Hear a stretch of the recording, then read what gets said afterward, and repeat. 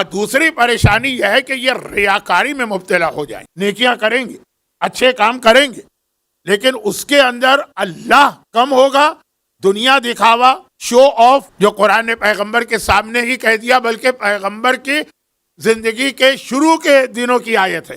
Foil للمصلین، نمازیوں کے لیے بھی عذاب ہے. کون؟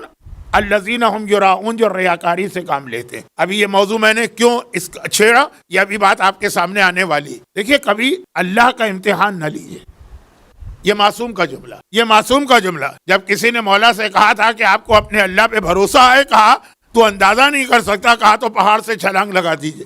کہا بھروسہ ہے لیکن میں اللہ کا امتحان نہیں لے سکتا. اللہ کا امتحان کسے کہتے ہیں؟ پہلے ایک چھوٹی سی روایت سن لیجیے اور اس کے بعد اللہ کا امتحان. کل رات کی مجلس خمس کے جملے پہ ختم ہوئی تھی. یہ رب وہاں سے ملنے والا. بنی اسرائیل کا ایک عابد ہے اور بڑا جوشیلا عابد، دین کی محبت میں اور اللہ کی محبت میں ڈوبا ہوا. گرچہ بنی اسرائیل پر اس طرح سے امر بالمعروف واجب نہیں تھا جیسے ہم پر واجب ہے، لیکن واجب ان پر بھی تھا. وہ جو بنی اسرائیل بندر بنے، اور وہ تو قرآن کا واقعہ ہے، کونو قردۃ، بندر بن جاؤ، تو وہ اسی وجہ سے بنے کہ امر بالمعروف نہیں کرتے. یعنی خود نیکی کر رہے ہیں، دوسرے لوگ نیکی کرے نہ کرے انہیں اس کی پرواہ ہی نہیں. بلکہ اگر دیکھ بھی لے گناہ کرتے ہوئے تو کہتے ہیں لما تعظون قوما اللہ مہلکہم و معذبہم عذابا شدیدا. قرآن کی آیت. ارے کیوں ان کو روکتے ہو گناہ؟ گانے سن رہے سننے دو، بے حجاب ہیں تو بے حجاب ہونے دو، جوا کھیل رہے کھیلنے دو، تم خود نیک بن جاؤ. ان کے لیے اللہ ہے تو اللہ ہو. لما تعظون، کیوں واض و نصیحت کرتے ہو قومن، ایسے گروہ کو کہ اللہ مہلکہم، اللہ چاہے ہلاک کر دے، اور معذبہم، اور چاہے تو عذاب دے. ہمارا اس سے کیا تعلق؟ یہ تھا بنی اسرائیل کی زندگی کا طریقہ. لیکن جتنا ہم پہ سختی سے حکم آیا، کیونکہ ہم تو کربلا والے، اور کربلا کے جہاد کا مقصد ہی یہی.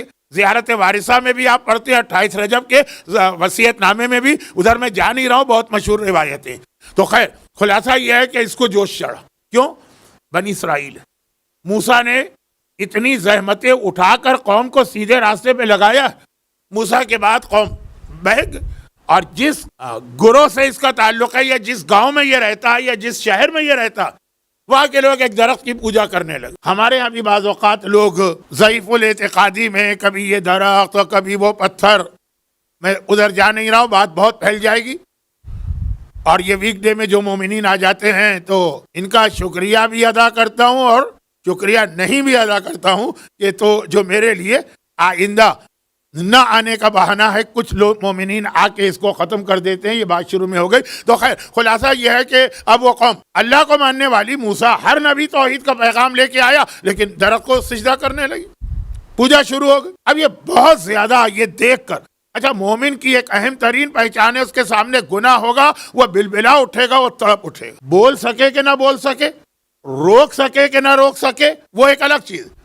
دل اس کا تکلیف محسوس کرے گا، یہ کیا ہو رہا. اور شاید کل میں نے ایک بات کہی تھی، اور اس سے پہلے اب میں کنفیوز ہوں کہ یہاں میں نے پڑھا تھا کہ چہلم کے عشرے میں باپ کو حق نہیں ہے بیٹے کو مارنے کا، ماں کو حق نہیں ہے اولاد کو مارنے کا. حتیٰ اگر کوئی گناہ کبیرہ بھی کرے تو بھی مار میں پہلی شرط یہ ہے کہ غصے میں نہ مارا جائے، محبت میں مارا جائے. لوگ کہیں گے محبت میں بھی کوئی کسی کو مارتا؟ یہی بات کل کی مجلس میں آئی تھی کہ لوگ کہتے ہیں محبت میں بھی طلاق دی جاتی. ایک بہت اہم لیکن ایسا موضوع کہ میں پھسلتا چلا جاؤں گا. خلاصہ یہ ہے کہ مومن کی پہچان یہ کہ اگر کسی کو گناہ کرتے دیکھے تو اس کو ذلیل کرنے کے لیے امر بالمعروف استعمال نہ کرے کہ پبلک میں اس کو ذلیل کرنا. دل اس کا تڑپے یہ ہو کیا رہا. اور پھر بعد میں اس کی دوسری ذمہ داریاں وہ چھوڑیے، بات پھیل رہی ہے. یہ تڑپ کے رہ جاتا تھا. میری قوم موسیٰ کی ماننے والی بھی ہے اور درخت کے آگے سجدہ بھی کر رہی. آخر ایک دن اس نے سوچا، نہ رہے بانس نہ بجے بانسری، درخت کو ہی کاٹ کے پھینک. جب درخت ہی نہ رہے گا تو مسئلہ ہی ختم ہو جائے گا. دنیا کے کچھ ایسے علاقے ہیں جہاں درخت کا بڑا احترام تھا، جب درخت کٹ گیا ساری بات ہی ختم ہو گئی. چنانچہ کلہاڑی لے کے گھر سے نکلا. اب کوئی اس کے ذہن میں اس وقت پریشانی نہیں ہے کہ ساری قوم کا مقابلہ ہے. اب میں درخت کاٹنے جاؤں گا تو جو درخت کی پوجا کرتے ہیں اور اس کے آگے سجدہ کرتے ہیں کیا مجھے چھوڑ دیں گے؟ میں اکیلا.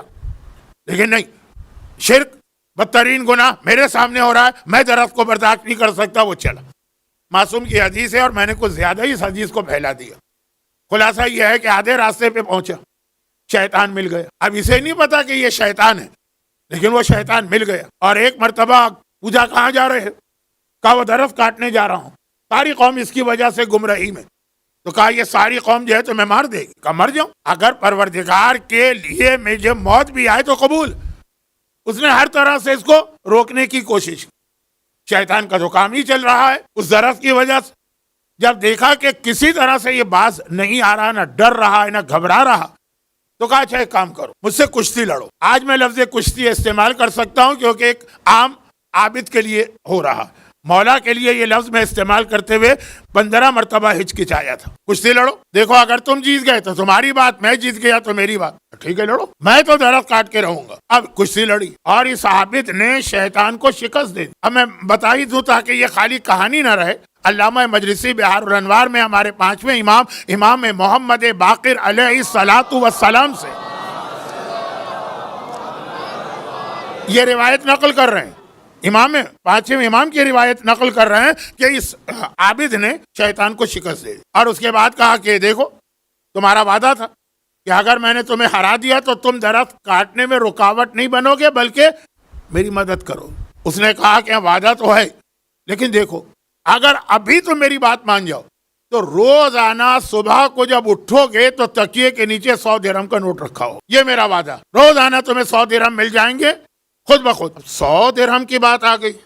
اللہ کے رسول کی 2 پریشانیوں میں پہلی پریشانی، ایک بار ایک مجلس میں نے وہ پڑھا تھا کہ وقت آخر شیطان پانی کے ذریعے سے بہکاتا ہے۔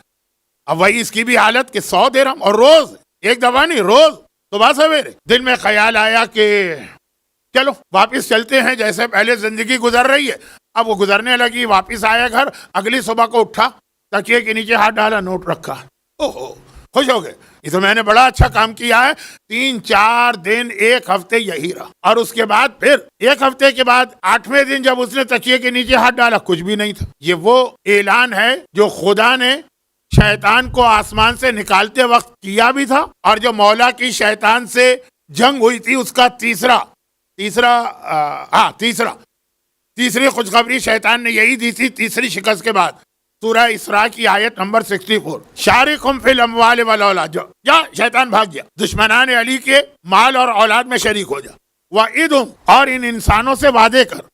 پھر خدا نے کہا لیکن یاد رکھو وما یعدہم الشیطان الا غرورا، شیطان کے سارے وعدے جھوٹے ہوتے ہیں، اس پہ بھروسہ نہ کرنا، بھروسہ کرنا ہے تو اللہ کے وعدے پہ کرنا۔ لیکن شیطان، یہ قرآن نے اعلان کیا، وہاں بھی یہی ہوا، 8ویں دن کچھ نہیں، بلکہ 8واں دن بھی تھا، 8واں مہینہ تھا، 8 مہینے تک ملتے رہے اس کو پیسے۔ دیکھیے اس سے زیادہ فائدے والا سودا کیا ہے کہ آپ نے نہ کوئی کام کیا نہ کاج کیا، آرام سے ہیں، روزانہ صبح 100 درہم مل رہے ہیں۔ لیکن اب جو آج نہیں ملا تو پھر اس نے کلاڑی اٹھائی، اب تو درخت کو نہیں چھوڑوں گا، کاٹوں گا، چلا۔ لیکن اب درخت کی جانب توجہ کم ہے، دائیں بائیں دیکھ رہا ہے، وہ پھر نظر آ جائے، جس نے پچھلی دفعہ مجھے روک کے 100 درہم دلوائے تھے، پھر آ جائے وہ آدھے راستے میں، پھر وہ آ گیا شیطان۔ کہا کہاں جا رہے ہو؟ کہا یہ درخت کاٹنے جا رہا ہوں۔ کہا پوری قوم تمہاری دشمن ہو جائے گی۔ کہا ہو جائے دشمن، نام خدا پہ موت آتی ہے تو موت بھی قبول۔ کہا اچھا مجھ سے کشتی لڑو، اگر میں نے تمہیں ہرا دیا میری بات مان لینا، درخت چھوڑ دینا، تم نے ہرا دیا تمہاری بات میں مان لوں گا، درخت کو کاٹنے میں تمہاری مدد کرو۔ یہ تو آیا ہی اسی لیے تھا، تو درخت کاٹنے کہاں آیا تھا نا، یہ تو کلاڑی لے کے آیا ہی اس لیے تھا کہ دوبارہ 100 درہم کا چکر چلے۔ کشتی ہوئی، اب امام فرماتے اب الٹا ہو گئے، شیطان نے اس کو شکست دے دی اور اس کے سینے پہ بیٹھ گئے۔ اچھا امام کا ایک جملہ ہے، میں بہت جلدی بات کر رہا ہوں، یہ تو اتنی چھوٹی سی روایت اتنی لمبی کیسے ہوگی؟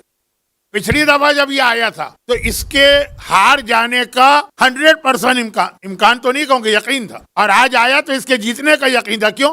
پچھلی دفعہ یہ آیا تھا عبادت کرتے ہوئے، بنی اسرائیل کے لوگ 200 سال عبادت کرتے تھے، تو کیا تھا؟ انتہائی دبلا پتلا کمزور، نمازیں پڑھ رہا ہے، روزے رکھ رہا ہے، درخت سے پہلے کی بات ہے، 200 سال، جو کہتے ہیں ہڈیوں کا ڈھانچہ، یہ ہڈیوں کے اوپر کھال تھی تو اتنا کمزور تھا۔ شیطان طاقتور بن کے آیا تھا، پھر بھی اس نے شیطان کو ہرا دیا۔ اب 8 مہینے جو 100 درہم روز ملے تو کیا کیا تھا اس نے؟